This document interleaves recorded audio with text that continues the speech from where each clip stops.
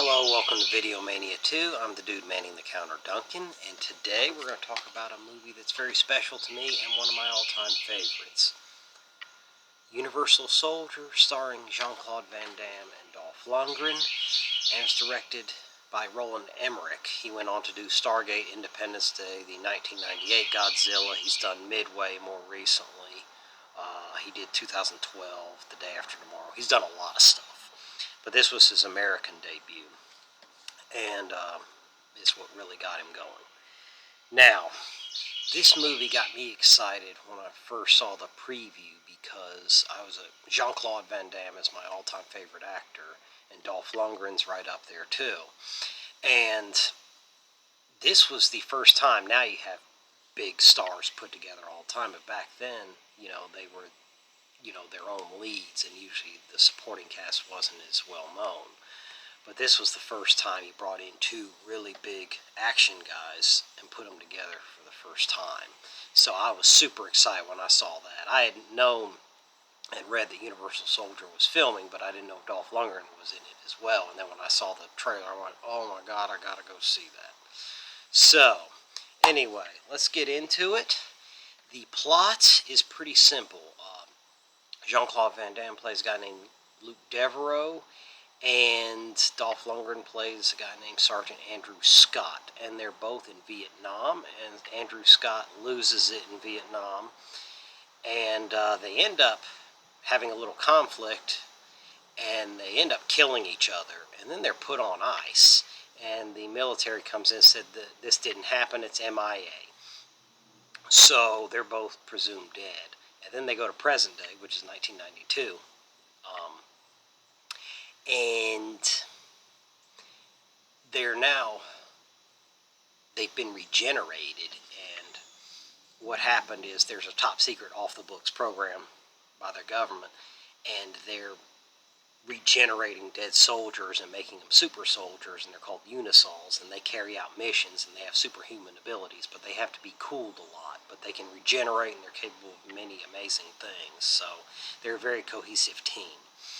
Now, the plot goes awry when Luke Devereaux starts to have flashbacks from Vietnam, and Andrew Scott shortly follows suit. Since they were conflicting, all hell breaks loose. And that's really the basics of the story. Is it takes place in Arizona and Utah. It's out west, so it's a beautiful setting. And the production design is absolutely awesome. They have this giant plane that brings them in. They have this massive semi-truck that's like a headquarters. It's rolling. And, that's where they keep the unisols cooled. And, the scientists work on them. It's all really cool, non-computer generated. This was all real. And it shows. The musical score was not overly bombastic, and it wasn't the whole 98-piece orchestra, but it's very good, and it holds up today. And the cinematography is phenomenal. Every shot looks great. You can see the action. This thing was well made. Now, one thing I want to mention too is Ally Walker plays Veronica Roberts, and she went on to do Sons of Anarchy. She had a prominent role in there, and she is great because Luke Devereaux is going back to his natural instinct of wanting to go home from Vietnam, so he's kind of out of it because of everything he's been through, so he's very confused and doesn't know what to do. He just wants to go home to Louisiana, and Andrew Scott thinks he's battling insurgents in Vietnam, so he's just killing everybody, and he's going crazy. But she is this reporter trying to uncover this, and she is great. It's a great character, and it helps really carry this plot. So I need to mention her because she is awesome in here.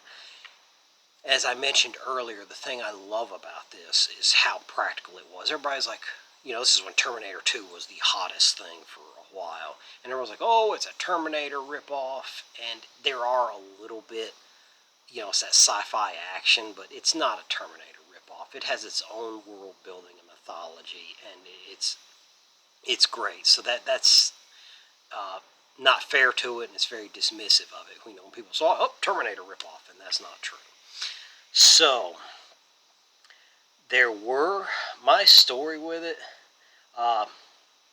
is pretty simple. I told you how I just had to see it, and I was moving away from my hometown in New Jersey, and my mom, God bless her, I was only 13 years old, so I couldn't take myself at the time, and she, I was going through a rough time, but she took me to go see it, even though she did not want to see it at all.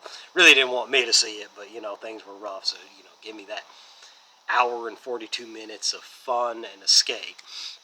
So she took me that night, and there was a theater in Bridgewater, New Jersey, and she took me. It had been out for a couple weeks, and she took me to see it, and I remember being blown away by it, and just feeling that relief of, that hour and 42 minutes of, everything was going down, how sad I was, that I was leaving my home. But my mom took me and, endured it with me, and, that night. So it was a special place in my heart because, she knew how much I wanted to, anything with Van Damme I'm going to go see. And then with Dolph Lundgren together, even though she would normally just make me wait, but here, because of what I was going through and what we were all going through, we went, and I got to give props to her because I've been in love with the movie ever since. I just love it. Now, there have been some sequels. It's taken some crazy directions. The only one I really liked was called Universal Soldier: The Return, that came out in 1999. I saw that opening night.